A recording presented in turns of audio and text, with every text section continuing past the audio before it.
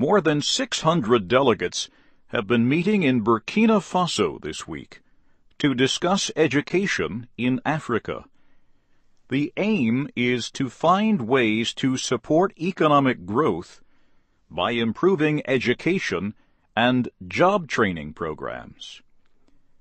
The delegates include education ministers and representatives of civil society, business, labor, and youth groups. The meeting, held every 3 years, is known as the Triennial. Alin Beal Kataria is Executive Secretary of the Association for the Development of Education in Africa.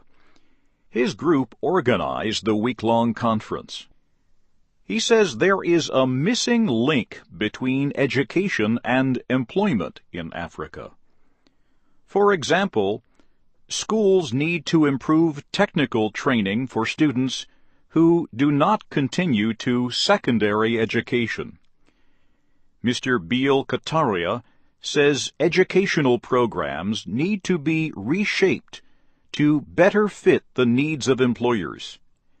He says this is already happening in some countries, including Tunisia, where the association is based. For instance, where they have to train engineers, there is a lot of discussion between the schools and the companies in order to know the demands of the company, to take them into account in the curriculum and even in the management of the school. So that is exactly what we want also to promote during this triennial.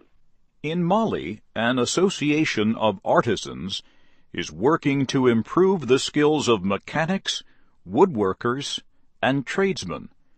That association has also helped workers and companies to win government contracts.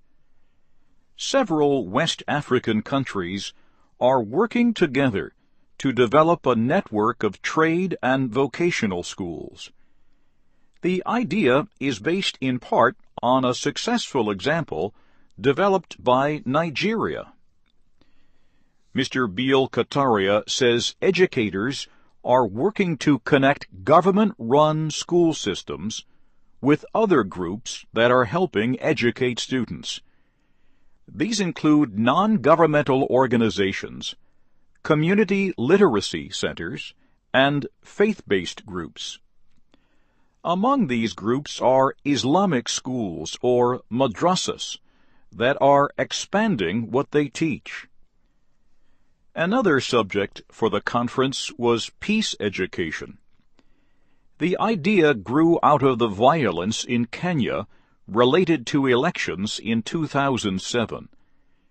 The idea of peace education has since spread to countries including Rwanda, Somalia, Ivory Coast, Sierra Leone, and Liberia. New technology offers a way for Africans living elsewhere in the world, the African diaspora, to aid development in their home country. For example, a professor from Burkina Faso living in the United States could use video conferencing to teach a class back home.